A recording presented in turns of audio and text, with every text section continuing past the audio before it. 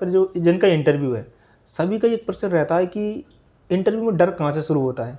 जैसे शुरुआत करते हैं वहाँ कितना डर लगता है और फिर अंदर कैसा क्या माहौल रहता है, उन्हें क्या पूछेंगे। जब आप जाते हैं, यदि आपके बोर्ड में कोई फीमेल मेंबर है, लेडी मेंबर हैं, तो आप सबसे पहले उनको ग्रीट करें। उसके बाद कोचिंग में जो मॉक देते हैं और एक आयोग में जो मॉक होता है, वहाँ पे कितना फ़र्क रहता है वहाँ पे इंटरव्यू में। मुझे लगता है कि ज़मीन आसमान का अंतर होता है, क्योंकि जब आप डोर के जैसे ही एंटर करते हो तो वो माहौल ही चेंज हो जाता है। जैसे थोड़ा सा आप नर्वस भी रहोगे तो बोर्ड मेंबर जो रहेंगे वो आपसे खुद ही बोलते हैं। स्टूडेंट्स के प्रश्न ये भी रहते हैं कि यार गेट से जो एंटर करते हैं, जो पहली बार देने वाले हैं, तो वहाँ से क्या माहौल रहता है, अंदर क्या माहौल रहता है, गेट वो खोल के देते हैं या हमें खोलना पड़ता है, कैसा बैठना होता है।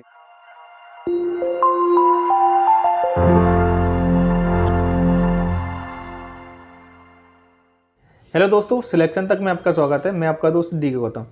तो आज मेरे साथ हैं 2020 के MPPSC सेलेक्टेड नायब तहसीलदार आशुतोष गुप्ता जी। तो गुप्ता जी, सबसे पहले तो बहुत बहुत शुभकामनाएं। Thank you. आज का वीडियो इंटरव्यू के स्टूडेंट्स के लिए बहुत इंपॉर्टेंट होने वाला है, क्योंकि गुप्ता जी के MPPSC इंटरव्यू में 2020 में 164 नंबर प्राप्त हुए हैं। और एक खास बात और बता दूं, जो लोग एक दो बार में डिमोटिवेट हो जाते हैं, बोलते हैं यार प्री नहीं निकला इस बार, मेंस भी नहीं हुआ, इस टाइप से, तो एक चीज़ और बता दूं इनके बारे में कि इनका 6वां या 7वां कौन सा अटैम्प्ट था आपका? 7th था। तो इनका ये 7वां अटैम्प्ट था। अभी तक कमियां कहाँ रही 7वें अटैम्प्ट में सिलेक्शन हुआ, क्या लगा आपको? मेरा ये था कि 2015 में मैंने मेंस लिखा था और उस समय मैंने प्रीलिम्स की प्रिपरेशन करी थी, लेकिन मेंस की प्रिपरेशन नहीं करी थी। ये सबसे बड़ी गलती थी मेरी कि पहले मुझे मेंस की प्रिपरेशन करना थी, उसके साथ साथ मुझे प्रीलिम्स की प्रिपरेशन करना थी। तो जिसके कारण हमेशा ये होता है कि मेंस की जब हम प्रिपरेशन करते हैं तो नॉलेज में जो स्टेबिलिटी आती है वो हमेशा मेंस की प्रिपरेशन के दौरान ही आती है। आपका ज्ञान स्थायित्व प्राप्त करता है। प्रीलिम्स में ये होता है कि जब हम प्रीलिम्स पढ़ते हैं तो ज्ञान थोड़ा सा उथला हुआ रह जाता है। कंसेप्चुअल जो बेस बनना चाहिए वो बेस बनता नहीं है। तो मेरे फिर 2016 और 17 जो दोनों लगातार थे एक साल के अंदर, वो दोनों रुक गए, क्योंकि मैंने यही गलती करी कि मैंने प्रीलिम्स को फोकस करके मैंने सोचा कि पहले प्रीलिम्स निकाल लेता हूँ और जब 3-4 महीने मिलेंगे उसके दौरान मैं मेंस कर लूँगा। लेकिन जब मेरे रुक गए तब मुझे समझ में आया कि पहले अब मैं मेंस कर लेता हूँ। उसके बाद मेरा 18, 19 और फिर ये 20। सबसे बड़ी बात ये है कि आपका पहला तो प्री निकल गया जैसे तैसे। पहले प्री कैसे निकल गया और फिर लगातार आपके प्री हुए ही नहीं। तो ये भी पॉइंट है कि जब आप पहली बार पढ़ते हो और बुकिश जब आपका पेपर आ जाता है तो आप जल्दी जल्दी लगा देते हो। मेरे 86 मार्क्स थे उसमें, तो वो मेरा प्रीलिम्स तो निकल गया, लेकिन जब कंसेप्चुअल पेपर आने लगता है तो कहीं ना कहीं कमी हो जाती है। जब 86 मार्क्स थे पहली बार में, आपकी तैयारी भी इतनी नहीं थी, पहला अटेम्प्ट दिया था। पहला ही अटेम्प्ट था, जस्ट मैं ग्रेजुएट हुआ था। तो मेन मुझे वही लगा कि मुझे पहले मेंस पढ़ना चाहिए, उसके बाद मुझे प्रीलिम्स की प्रिपरेशन करना चाहिए। तो जब मैंने मेंस पढ़ लिया 3-4 महीने, तब थोड़ा सा नॉलेज में स्टेबिलिटी आई। 18, 19, 20 मेरा फिर कभी प्री रुका ही नहीं। कहीं ना कहीं आपको उस बीच लगा होगा कि कहीं ना कहीं प्री निकालना ही सब कुछ नहीं होता। और प्री हो सकता है कि पहली बार में जो हमने पढ़ा है उस बेस पे पेपर आ गया तो निकल भी जाता है, बाकी गहरी तैयारी नहीं है तो हो सकता है आपके लगातार प्री भी न निकले। हाँ बिल्कुल, ये वही हुआ ना, 16-17 का जो नहीं निकला है वो गहरी तैयारी ना होने की वजह से, ये कि आपके कंसेप्ट ही नहीं थे वहाँ पर, तो वो रुक गए पेपर। और जब कंसेप्ट बनना चालू हुए तो फिर पेपर कभी रुके नहीं, लगातार मेंस दिए। और MPPSC में ये बहुत ज़रूरी है कि आपका प्रीलिम्स निकलना बहुत ज़रूरी है। आपका मेंस नहीं निकल पा रहा है, हो सकता है कहीं कमी हो सकती है, पॉलिश दिन ब दिन हो सकता है कि होता जाएगा, लेकिन आपका प्रीलिम्स निकलना बहुत ज़रूरी है, क्योंकि 3 महीने में जो तैयारी होती है वो 1 साल की तैयारी पे हमेशा बाहर ही होती है। बात यह है कि जैसे आपने तैयारी की थी, उसमें सोर्स को लेकर आपका ऐसा रहा हो कि कहीं ना कहीं सोर्स को लेकर हमारी कमियां रही हो, या कोई स्ट्रेटजी भी रही हो, उसमें भी क्या कमी रही आपकी, उस पर फोकस किया आपने? सोर्स को लेकर मेरी ये कमी थी कि जहाँ पर मैं प्रिपरेशन कर रहा था, जैसे कि उस टाइम पे मैं घर से ही प्रिपरेशन करता था, तो मैं बुक पढ़ता था, तो मुझसे मतलब ये कमी रह गई कि मुझे, क्योंकि मेरा पहली बार में ही निकल गया, मुझे लगा कि अब तो निकल जाएगा, तो मैंने 2 बार टेस्ट सीरीज नहीं दी, तो ये भी एक कमी है। उसके बाद मैंने 18, 19, 20 में जो मेरा निकला है वहाँ पे मैंने प्रॉपर टेस्ट सीरीज दी हैं, मेंस की भी टेस्ट सीरीज दी हैं, प्रीलिम्स की भी टेस्ट सीरीज दी हैं। और कभी कभी तो ऐसा भी होता था कि जो प्रीलिम्स का है तो मैं जहाँ पर टेस्ट सीरीज दे रहा हूँ वहाँ पर तो देता ही हूँ, लेकिन एक अलग से अगर कहीं जैसे कि सोर्स अवेलेबल है कहीं ऑप्शनल का, तो मैंने वो भी लगाई हुई, जैसे कि बुक्स वगैरह आती हैं कुछ जिनमें 10,000 क्वेश्चन है, 15,000 क्वेश्चन है, तो मैंने वो बुक को भी रेफ़र किया। प्रीलिम्स का एक मंत्र मुझे लगता है कि आप जितनी ज़्यादा प्रैक्टिस करो, फैक्ट रट लो वो। हाँ, और दूसरा ये भी है कि मैं जो बताता हूँ कि आप पहले मेंस ज़रूर पढ़ लो, क्योंकि उसमें रुकता आपका हमेशा 2 नंबर से ही है। अगर आपको अच्छा नॉलेज है तो वो हमेशा 1-2 नंबर ही आपको हमेशा रोकते हैं, और वो कहीं ना कहीं जो कंसेप्चुअल क्वेश्चन है गलत हो गया है, या कहीं ना कहीं जल्दबाजी हो गई है उसमें गलत हो गया है, तो वो उसी वजह से रुकते हैं। आप अगर इस पे फोकस करेंगे तो प्रीलिम्स का भी रुकता नहीं है इस पे। इस वीडियो बनाने का जो मुख्य उद्देश्य तो ये था कि आपके 164 नंबर आए इंटरव्यू में, और आपको भी पता है कि 2019 का इंटरव्यू शुरू होने वाले हैं 9 अगस्त से। काफ़ी लोगों के आपके पास ही मैसेज आए हुए, और मुझे लगता है मेरे पास तो पर्याप्त मैसेज जी, मेरे पास भी अभी आ ही रहे थे कि इंटरव्यू के लिए आपको और कुछ लोगों के तो ऐसे मैसेज आ रहे हैं जिनने 2020 का इंटरव्यू दे चुके, फिर भी उनके इंटरव्यू में कम मार्क्स आए हैं। कम मार्क्स आए हैं, सही। तो कुछ स्टूडेंट बोल रहे थे कि सर ऐसा वीडियो बनाए जिनके अच्छे मार्क्स आए हैं, जी, उनने क्या किया था और कैसे प्रश्न पूछे गए थे। तो वहाँ से शुरू ना करते तो मुझे लगता है कि कुछ स्टूडेंट्स के प्रश्न ये भी रहते हैं कि यार गेट से जो एंटर करते हैं, जो पहली बार देने वाले हैं, तो वहाँ से क्या माहौल रहता है, अंदर क्या माहौल रहता है, गेट वो खोल के देते हैं या हमें खोलना पड़ता है, कैसा बैठना होता है, ये सभी प्रश्न क्या है कि स्टूडेंट्स के अंदर चलते रहते हैं। जी। तो आप वहीं से बताइए कि जैसे आप यहाँ से गए आयोग के जो मुख्य द्वार से शुरुआत, तो जब हम वहाँ पर आयोग पर पहुँच जाते हैं तो 9 बजे से आपकी एंट्री चालू होती है। वहाँ पर जो गार्ड रहेगा वो आपको एंट्री देगा, लाइन बाय लाइन देगा। तो जैसे ही आप गेट के अंदर एंट्री करेंगे, वहाँ एक बोर्ड लगा होता है। बोर्ड पे 4 स्लिप्स लगी होती हैं, बड़ी पर्चे लगे होते हैं, उनमें ABCD करके बोर्ड दिया होता है। बोर्ड का नाम ABCD करके होता है। और हर बोर्ड में, जैसे मेरे बोर्ड में 16 कैंडिडेट थे, हर बोर्ड में 16 कैंडिडेट उस समय आप जैसा भी हो सकता है कि हो, आप अपना नाम देखिए किस नंबर पे आपका नाम है, और आगे फिर आप अपना नाम देख के स्वागत कक्ष वहाँ पर होता है, स्वागत कक्ष की ओर आपको बता दिया जाता है कि उस तरफ आप जाएं। अब जैसे कि अभी वैक्सीनेशन का चल रहा था, तो अगर मान लीजिए कि 2019 में वैक्सीनेशन का आता है, तो वहाँ पर एक बैठे होंगे जो आपका वैक्सीनेशन सर्टिफिकेट देखेंगे, उसके बाद वो आपको स्वागत कक्ष में जाने देंगे। स्वागत कक्ष में जब जाते हैं तो वहाँ पर आपको प्रॉपर बैठने की व्यवस्था होती है। ABCD करके 4 काउंटर होते हैं। लगभग आपको बोल दिया जाएगा कि आप अपने जो भी डॉक्यूमेंट्स वगैरह हैं वो आप अपने प्रॉपर जमा लीजिए पहले, और उसके बाद आपको एक एक करके बुलाया जाएगा। जैसे कि बोर्ड में पहला नंबर किसी का है या 10वां नंबर किसी का, उसके हिसाब से आपको लाइन बाय लाइन बुलाएंगे, कैंडिडेट बाय कैंडिडेट। और हर व्यक्ति की एक फ़ाइल वहाँ पर बन जाती है। पहले जब जाएंगे तो आपकी फ़ाइल वहाँ पे बनी रहेगी। वो आपको बुलाएंगे और आपको देंगे जो डैफ वगैरह है वो देंगे। आप उस पर अपना नंबर डालिएगा कि मेरा किस नंबर पे, किस बोर्ड तो सिलेक्ट होता है, आप मेरा किस नंबर पे आप ऊपर डाल दीजिएगा डैफ में। और उनको साक्षात्कार की जो तिथि है वो खाली छूटी होती है डैफ में, तो वो तिथि डालकर आप सबमिट कर दीजिए, और आप फिर वहाँ पर वेट करिए आपकी टर्न का। वहाँ पर फिर जब आपकी टर्न आएगी तो आपका फिर जो डॉक्यूमेंट्स हैं वन बाय वन वहाँ पर वेरिफिकेशन होता है। इंटरव्यू का जो टाइम होता है उसका वेट करना होता है। तो यदि बोला जाए आप जैसे इंटर होते हैं, अब कुछ लोग बोलते हैं ना गेट हमें खुद खोलना होता है, या डोर के लिए ये होता है कि ना डोर ओपन मिलता है ना आपको खोलना पड़ता है। वहाँ पर एक बैठे होते हैं वहाँ पर जो आपको डोर खोल के देंगे। पहले जो कैंडिडेट जाता है वो वहाँ पर अंदर इंटरव्यू चलता रहता है। 2 कैंडिडेट और बुलाकर वहाँ पर वेट करते हैं। तो जैसे ही वो ख़त्म होता है तो आपको बुलाया जाएगा, डोर ओपन किया जाएगा आपके लिए। आप जाइए, आप ग्रीट करिए, आपको बैठने के लिए बोला जाएगा और आप बैठिए वहाँ पर। अब जैसे कि वहाँ पर अंदर जो टेबल होती है वो थोड़ा सा पेंटागन शेप में थी, तो आप वहाँ पर बैठिए। जो मेंबर्स होते हैं वो कुछ आपके पास बैठे होते हैं, चेयरमैन सर थोड़ा सा आपके सामने थोड़ा सा दूरी पर रहते हैं वहाँ पे। तो ये वहाँ पर अंदर बोर्ड सिचुएशन होती है। मेंबरों की संख्या कितनी होती है लगभग? मेरे बोर्ड में 4 मेंबर थे। चेयरमैन सर के बोर्ड में 4 मेंबर ही होते हैं, जहाँ तक मुझे पता है कि 4 मेंबर चेयरमैन सर के बोर्ड में होंगे। अदर जो मेंबर्स हैं उनके बोर्ड में 3-3 मेंबर्स होते हैं। हो सकता है कि 4 मेंबर भी हों, लेकिन कुछ बोर्ड मेंबर्स में 3।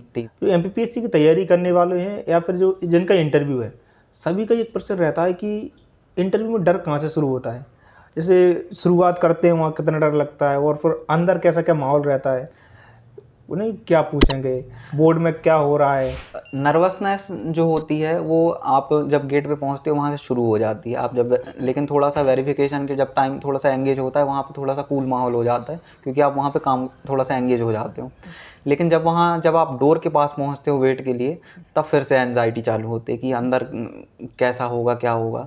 लेकिन मैं आपको एक बात बताऊँ कि जब आप वेरिफिकेशन भी करवा रहे होगे तो आप ये फील करोगे कि आप प्रोसेस ऑफ सिलेक्शन में हो। यहाँ पे आपको कोई भी जो भी वहाँ पर स्टाफ है वो आपको रिजेक्ट करने के लिए नहीं बैठा है। मैंने जो फील किया वेरिफिकेशन के दौरान, वो आपको कहीं ना कहीं थोड़ा सा रिलैक्स फील कराएंगे। लेकिन हम लोग तैयारी करते हैं, आप 10 साल तैयारी करो, वो नर्वसनेस जो रहती है उस जगह पर पहुँचने की, वो रहती है हमेशा। फिर जब मैं जो एंजाइटी थी मेरी वो डोर के बाहर थी, मैं थोड़ा सा टहल रहा था, बैठा नहीं था वहाँ पे, टहल रहा था क्योंकि वो नर्वसनेस तो थी वहाँ पे वहाँ सभी लोग अलग अलग क्रिया कर रहे होंगे, कोई शांत बैठा होगा, जी, कोई पॉकेट में हाथ डाल के टहल रहा था, थोड़ा सा मेन टहल ही रहे थे सब कि क्या होगा अंदर, क्या होगा। कुछ लोग तो वहाँ पे यार बात करते हैं और अगर एक दूसरे से बात मत करना, वो डिमोटिवेट हो जाएंगे इस टाइप से। जो अंदर बैठा उसको बाहर आने में जल्दी से पूछने लगते हैं, इंतज़ार नहीं करने देते हैं वहाँ पर कि जो कैंडिडेट जैसे ही बाहर आया वो बोल देते हैं कि आप प्लीज़ जाइए यहाँ से। एक और रहता है कि जो इंटरव्यू दे के बाहर निकलता है बोर्ड से, तो वहाँ पे क्या है, जो मेन स्वागत कक्ष में सभी लोग बैठे रहते हैं, तो वहाँ पे ऐसा रहता है कि एक दूसरे पूछते हैं आपसे क्या पूछा है? नहीं, एग्जिट और एंट्री दोनों अलग है। अच्छा, स्वागत कक्ष एंट्री है तो वहाँ पर कैंडिडेट फिर नहीं जाता है। वहाँ पर जैसे कि जब आप पहुँचोगे तो जब आपको इंटरव्यू जो बोर्ड होगा, जहाँ पर जो रूम होगा वहाँ पर ले जाएंगे, तो सबसे पहले आपका फ़ोन जमा कर देंगे, वहाँ से आपको ले जाएंगे सीढ़ियों से ऊपर। तो जो एंट्री और एग्ज़िट का जो डोर है वो दोनों अलग है। जब आप वहाँ से निकलोगे तो मुश्किल से आपको बोल दिया जाएगा कि आप वेट भी नहीं कर पाओगे। जैसे जो कैंडिडेट होते हैं वो पूछने लगते हैं तो आप 30 सेकंड 1 मिनट, बहुत ही 1 मिनट से कम ही निकलते ही पूछते होंगे। हाँ, पूछते हैं। तो वहाँ से जो प्यून बैठे होते हैं या जो भी बैठे होते हैं तो वो आपको बोल देंगे कि सर प्लीज़ आप नीचे जाइए। तो आप अपना फ़ोन लीजिए, वो आपको एग्जिट डोर बताएंगे, आप एग्जिट डोर से बाहर। वहाँ पे कनेक्टिंग नहीं होने देते एक दूसरे को? नहीं, हो सकते हैं, लेकिन जो आपको जो प्रोसेस है उससे निकाल देंगे। हो सकता है कि आप जैसे किसी कैंडिडेट का 15वें नंबर पे है, वो बाहर जाके आपसे पूछ सकता है कि आप, लेकिन वो जो प्रेमाइसेस है, जो कैंपस है, उसमें जो प्रोसेस चलेगी वो वैसे ही चलती है। आप मिल सकते हो, कोई रोक टोक नहीं है, लेकिन वहाँ पर जो डोर है उसके पास आपको नहीं मिलने देंगे। वहाँ से आपको मोबाइल लेके आप एग्जिट कर जाइए वहाँ पर। जैसे हम अंदर इंटर करते हैं इंटरव्यू में, तो एक तो बैठने को लेकर रहता है, वो एक बोलते हैं ना कि विश को लेकर कि सबको अलग अलग विश करना है या एक साथ विश करना है, और किस टाइप से बैठना है। मैंने कुछ लोगों से सुना कि एक साइड से बैठना, एक जिस साइड से बैठे वो साइड से दूसरी साइड से निकलना है। और फिर इंटरव्यू में जो मेंबर है शुरुआती दौर में उनका क्या बिहेवियर रहता है, वो किस टाइप से शुरुआत करते हैं वहाँ पे? जब हम एंटर करते हैं बोर्ड में, तो जो गेट होता है या जो टेबल लगी हुई है, आपको मौका नहीं मिलेगा कि आप जिस साइड से एंट्री कर रहे हैं उसी साइड से एग्जिट करें या दूसरी साइड से एग्जिट करें। वो मेरा जो बोर्ड था वो चेयरमैन सर का था, उनका जो रूम था, जिस साइड से मैंने एंट्री करी थी उसी साइड से मैंने एग्जिट भी किया था। और जब आप जाते हैं, यदि आपके बोर्ड में कोई फीमेल मेंबर है, लेडी मेंबर हैं, तो आप सबसे पहले उनको ग्रीट करें। उसके बाद चेयरमैन सर जो आपके बोर्ड के अध्यक्ष होंगे, आप उनको ग्रीट करें।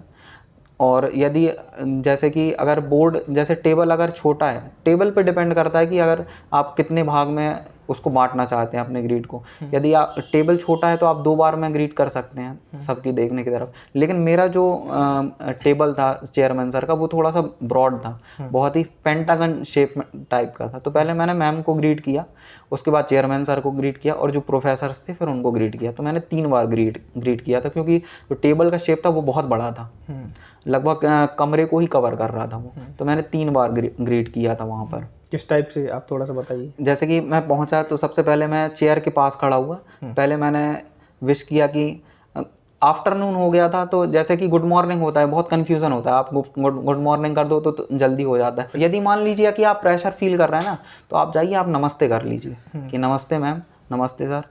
फिर जो अदर प्रोफेसर हैं उनको नमस्ते कर लीजिए। आपने किस टाइप से किया था? मैंने नमस्ते किया था, क्योंकि मेरा 3 बजे के बाद था, तो वो जो चल रहा था ना कि अब फिर वहाँ पर कहीं ऐसा ना हो कि आप गुड इवनिंग और गुड आफ्टरनून का उस 3:30 करीब हो रहा था। तो मैंने सोचा कि कहीं ऐसा ना हो कि गुड आफ्टरनून गुड इवनिंग में ही कहीं कुछ सवाल ना बन जाए। तो मैंने क्या किया, मैंने नमस्ते किया कि मैंने कहा नमस्ते मैम, नमस्ते सर। जो प्रोफेसर्स थे फिर उनको भी नमस्ते किया।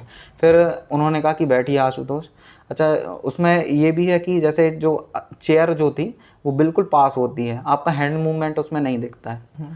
वो आपको बोलेंगे कि आप टेबल पे अपना फाइल रख दीजिए और फिर आपको हैंड जैसे भी रखना सिर्फ आप ऐसे दिखते हो यहाँ से। ये इतना पार्ट दिखता है, वो टेबल इतनी है। आप नीचे अगर हाथ भी चला रहे हो थोड़ा बहुत तो उसमें कोई दिक्कत नहीं। अगर ऐसे हाथ चला रहे हो ना, कोई डर रहा है थे लगा हाँ, तो हाँ, वो जैसे कि अदर जो मॉक देंगे तो चेयर वो लगी रहती है, वो दूर लगी रहती है।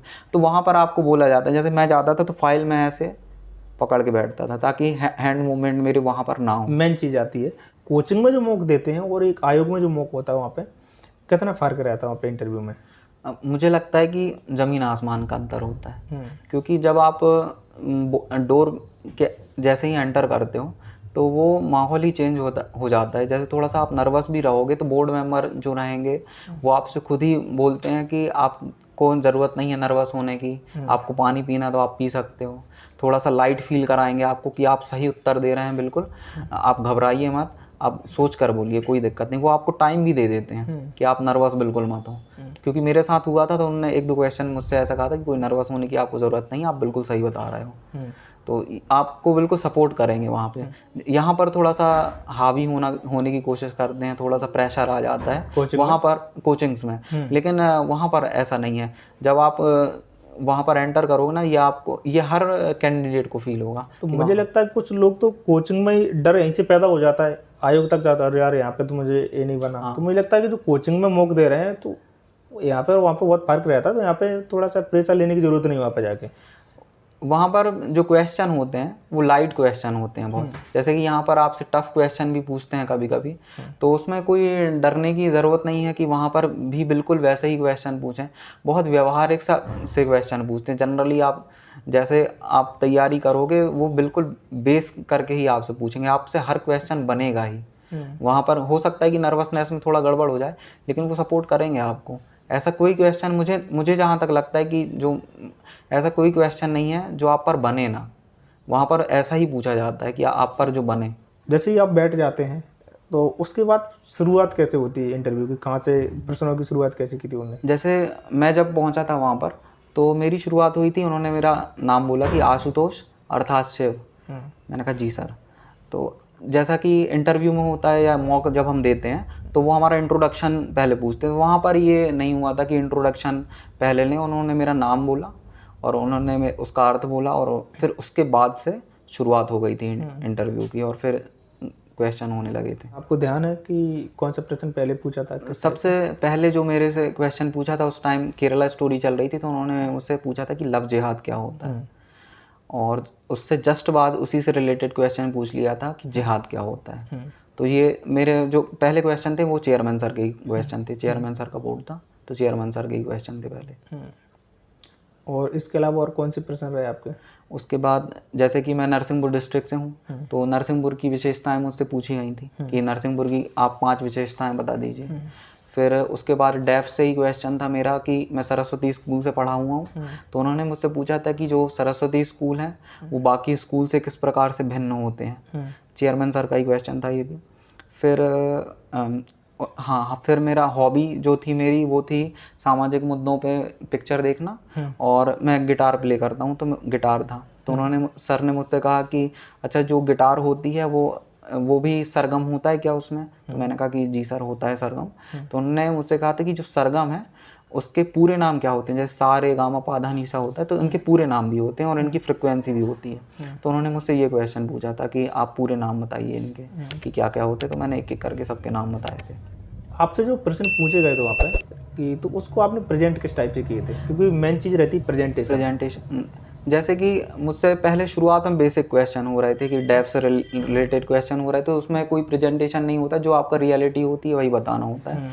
मेरे बोर्ड में मुझे जो लगा कि जो 2 क्वेश्चन थे वो सबसे मेन थे। पहला क्वेश्चन ये था, एक प्रोफेसर थे सर, तो उनका क्वेश्चन मुझसे ये था कि मैकेनिकल इंजीनियरिंग का प्रशासन में कैसे उपयोग होता है। और जो लेडी मेंबर थी, दूसरा क्वेश्चन उनका यही था कि महिलाओं के संबंध में मैकेनिकल इंजीनियरिंग का आप किस प्रकार से प्रशासन में उपयोग करोगे।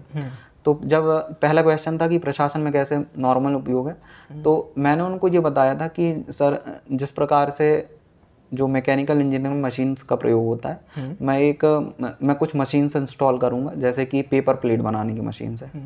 जब हम उसको एक गांव लेवल पे इंस्टॉल करेंगे तो उससे हम किस प्रकार से 3 प्रकार से रोजगार ले सकते हैं। कि पहला ये कि उसको ऑपरेट कौन करेगा मशीन्स को, दूसरा ये कि जब वो पेपर प्लेट बनेगी, प्रोडक्ट जब बनेगा तो उसकी हम लेबलिंग करेंगे, उसकी हम पैकेजिंग करेंगे, तो उसके लिए हमको अलग ज़रूरत पड़ेगी। तीसरा ये होता है कि उसकी मार्केटिंग करने के लिए भी कुछ लोग होंगे। चौथा ये होगा कि उसको बेचने के लिए भी कुछ लोग होंगे। तो ये इस प्रकार से रोजगार मिला। और यदि जब हम इसको गांव लेवल पे करेंगे तो एक ग्राम हाट लगाई जाती है, वो एक प्रमाइसिस होता है गांव का ही, उसमें लगाई जाती है। तो जब उसको हम वहाँ पर बेचेंगे तो उसका राजस्व जो भी होता है, उसका राजस्व भी ग्राम पंचायत को मिलेगा। तो इस प्रकार से एक रेवेन्यू का एक सिस्टम जो है वो कहीं ना कहीं क्रिएट हो सकता है। तो मैंने उनको 2-3 मशीन्स बताई थी, जैसे कि पहला आप लगा सकते हो कि पेपर प्लेट लगा सकते हो, ठीक है। फिर उसके बाद जैसे कि आप न्यू एजुकेशन पॉलिसी आई है, उसमें एक वोकेशनल ट्रेनिंग की बात करी गई है। तो बहुत छोटे लेवल पे लेथ मशीन्स आती हैं जो छोटे छोटे पार्ट्स को बनाती हैं, तो आप बच्चों को वो सिखा सकते हैं इस प्रकार से। फिर जो लेडी मेंबर थी, उन्होंने मुझसे पूछा था कि आप अच्छा मैकेनिकल इंजीनियरिंग का आप किस प्रकार से महिलाओं के संबंध में उपयोग करोगे। तो मैंने उनको इसी से रिलेट करके बताया था कि मैम जो महिलाएं हैं उनको जब पेपर प्लेट जैसे प्रोडक्ट वगैरह हम बना सकते हैं, तो एक सेगमेंट हम उनको देंगे कि या तो आप मैन्युफैक्चरिंग करो, या तो आप मार्केटिंग करो, या आप लेबलिंग कर लो। एक तरीके से हम उसमें उनको लगा सकते हैं रोज़गार में।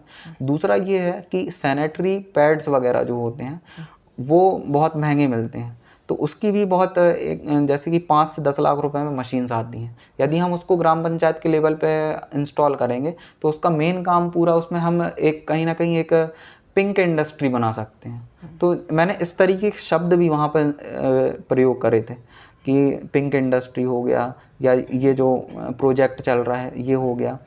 अच्छा, फिर एक इसी से मैंने भले ही थोड़ा सा रिलेट नहीं कर रहा था, लेकिन मेरे मन में ये था कि ये चीज़ें मैंने पहले से तैयार कर ली थी कि मुझे ये बताना ही बताना है, कहीं ना कहीं किसी भी क्वेश्चन में बताना है। जैसे एक प्रोजेक्ट था, बुल्ढाना प्रोजेक्ट था मनरेगा का। तो उसमें क्या हो रहा था कि आप मशीन से, जैसे पोकर चेन वगैरह होती है, वो भी मैकेनिकल इंजीनियरिंग का ही एक पार्ट है, जेसीबी एक पार्ट है। तो आप मजदूरों की जगह उनको लेकर आओ कि पोकर चेन से हमने उससे निकाला, एक रोज़गार उस तरीके से मिल गया। फिर कुछ मजदूर जो होंगे उस मिट्टी को ढोने का काम करेंगे, वहाँ से आपको मनरेगा का मिल गया। तो एक प्रकार से आप यहाँ से ले सकते हो। फिर दूसरा ये कि आप उसी मिट्टी का प्रयोग नेशनल हाईवे, स्टेट हाईवे जो बन रहे हैं उसमें ले जाके आप प्रयोग कर सकते हो। यदि देखा जाए आपका जो इंटरव्यू रहा, तो मैंने जो देखा कि आपने उसे करंट से लिंक किया कहीं ना कहीं अपने जो डेप्थ को। हाँ। क्योंकि आपका मैकेनिकल रहा है तो उसकी स्कीम्स वगैरह, तो उस चीज को जो आपने पोकर चैन का बोला, हाँ, तो उसे करंट से पहले से आपने वो माइंडसेट बना के गए थे, इसे मैं कैसे करंट से लिंक करूंगा। मेरे पास 2-3 टॉपिक ऐसे थे कि जो मैंने डिसाइड करके रखे थे कि सर अगर मुझसे कुछ ऐसा कुछ पूछेंगे तो मैं इन चीज़ों को डालूंगा। जैसे कुछ चीज़ें मेरे पास टैक्स को लेकर भी थी कि अगर कहीं अर्थव्यवस्था को लेकर जिक्र आता तो मैं उसको डालता, लेकिन मौका नहीं मिला था। तो मैंने ये सारी चीज़ें उसमें डाल दी थी ताकि क्योंकि वो एक प्रशासनिक अधिकारी की छवि देखना चाहते हैं, तो मैंने उसको प्रेजेंट करके बताया कि मैं इस तरीके से क्रिएटिव भी हूँ प्रशासन को लेके, ताकि उनको थोड़ा सा लगे कि हाँ ये वहाँ जाके कुछ अपने आइडियाज़ को वहाँ पे इम्प्लीमेंट कर सकता है, और जो व्यवहारिक भी हैं कि इस तरीके से काम होता है। इस बीच में आपको कई प्रश्न ऐसे रहे होंगे कि हो सकता है आपको लगा हो कि फंसाने का प्रयास किया जा रहा है। हाँ, ठीक है। और इस बीच में आपने कितनी बार सॉरी बोला?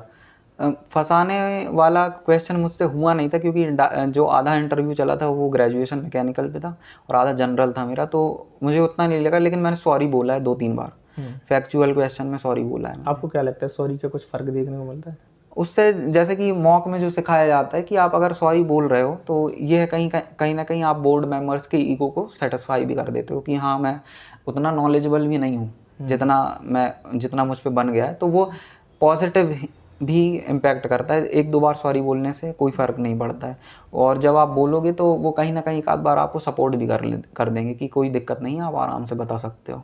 जब मैंने जैसे सॉरी बोला था तो उन्होंने सपोर्ट किया था।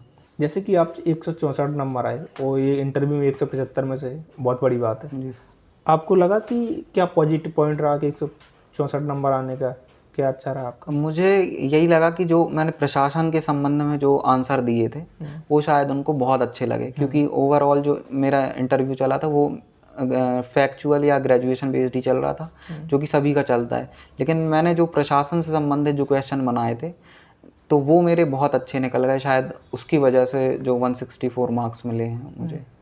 तो आपने इंटरव्यू की कोई तैयारी की थी और किस टाइप से की थी? मेरा जो प्रिपरेशन था करंट अफेयर्स बेस्ड था, और डेफ और जो मेरा ग्रेजुएशन था वो मैं पैरेलल में बना रहा था। न्यूज़पेपर रीडिंग में रोज़ करता था, और जो मैं डेफ बना रहा हूँ और जो मेरा ग्रेजुएशन है उसको मैं करंट से लिंक करने की कोशिश करता था। जैसा कि मैंने बताया कि मैं प्रशासन वगैरह का जो आंसर मैंने बनाए थे वो मैंने करंट से लिंक करके ही बनाए थे। वो करंट न्यूज़ में उस समय चर्चा में थे, तो उसी को बेस करके मैंने बनाया। उसी को बेस करके जो भी स्कीम्स वगैरह थी मैंने उसमें रिलेट किया, और शायद वही जो बोर्ड मेंबर्स को पसंद भी आया है। तो मेरा यही था कि मैं थोड़ा सा लिंक करके पढ़ रहा था और उसको आंसर को प्रिपेयर करके उसको लिख भी लेता था 2-4 बार। कहीं ना कहीं आपने डेप्थ को करंट से जितना लिंक हो सकता है, जैसे आपने अपने बीटेक की डिग्री को भी एक करंट से लिंक किया। मैकेनिकल को था तो मैंने उसका भी आंसर उसी तरीके से जोड़ दिया, स्कीम से प्रिपेयर करके बनाया। आप प्रशासन को जितना अच्छे से जोड़ कर बनाएंगे उतना अच्छा आंसर आपका माना जाएगा। 2020 में जो प्रश्न ज़्यादातर पूछे गए थे शुरुआती दौर में, जो शुरुआत में स्टूडेंट्स 4-5 दिन एक तो करंट को लेकर प्रश्न पूछे गए, करंट के मुद्दों पर चर्चा हुई, और इसके साथ साथ उसके डेप्थ पर चर्चा हुई। 3-4 दिन के बाद उन्हें क्या है कुछ चीज़ को चेंज किया, फिर कुछ स्कीम में, क्योंकि अभी इलेक्शन आने वाला है तो स्कीम पर भी फोकस करें कि मध्य प्रदेश सरकार की जो स्कीम है, क्योंकि राज्य सरकार की स्कीम आने वाली है। तो मैंने वहाँ पे जो चीज़ें देखी कि स्कीम को उन्हें 2-3 प्रकार से पूछा। ऐसा नहीं कि आपसे डायरेक्ट ही पूछेंगे, आपसे ऐसा भी पूछ सकते हैं कि चलो महिलाओं को लेकर कौन सी स्कीम है एक, आप और इस टाइप से पूछी कि हाँ कोई SC से SD से या फिर महिला है या कोई जर्नल से भी है। तो कुछ लोगों से पूछी आपने कौन कौन सी स्कीम का लाभ लिया है, आप बताइए। जैसे ही आप स्कीम के बारे में बताओगे तो फिर वो वहाँ से भी काउंटर क्वेश्चन कर सकते हैं, अच्छा इस स्कीम के बारे में बताइए। तो ज़रूरी नहीं आपको डायरेक्ट स्कीम पूछे, तो थोड़ा सा उसे तरीके से उसे प्रिपेयर करें कि हाँ स्कीम के बारे में, क्योंकि इलेक्शन है तो स्कीम ज़रूर पूछेंगे। जैसे कि कुछ दिन बाद 2019 के इंटरव्यू शुरू होने वाले हैं, तो आपका क्या सजेशन रहेगा?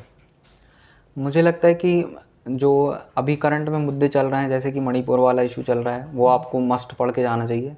इलेक्शंस जब आने लगेंगे इंटरव्यू के समाप्त होने तक, या अभी जो चालू होने वाले इलेक्शंस को थोड़ा सा पढ़ के जाना चाहिए। जो राज्य सरकार की जो स्कीम्स वगैरह हैं वो आपको पढ़ के जाना चाहिए, और जो भी बर्निंग इश्यूज़ हैं या जो भी केस स्टडी से संबंधित इश्यूज़ हैं उसको भी थोड़ा सा ध्यान देना चाहिए कि कहाँ कहाँ पे प्रशासन इन्वॉल्व हो रहा है। तो यदि हम इनको पढ़ कर जाएंगे तो आपका इंटरव्यू हो सकता है कि बहुत अच्छा जाए और आपको मार्क्स बहुत अच्छे मिलें। तो सभी दोस्त कमेंट बॉक्स में ज़रूर बताएं यह वीडियो आपको कैसा लगा, और आपके जो प्रश्न हैं तो कमेंट्स में या टेलीग्राम इंस्टाग्राम के माध्यम से हमें मैसेज कर सकते हैं। हो सकता है उसके ऊपर भी हम बहुत जल्द आपके लिए वीडियो लेकर आएंगे। बाकी का आप हमारा वीडियो देखते ही हैं, और यदि अभी तक आपने चैनल को सब्सक्राइब नहीं किया तो सब्सक्राइब कर दें। वीडियो अच्छा लगे तो लाइक और शेयर भी ज़रूर करें, कि ताकि और भी लोगों को इससे लाभ मिल सके। तो इसके बाद आपके लिए बहुत जल्द एक नया वीडियो लेकर आने वाले हैं। तो जब तक के लिए सभी के लिए धन्यवाद।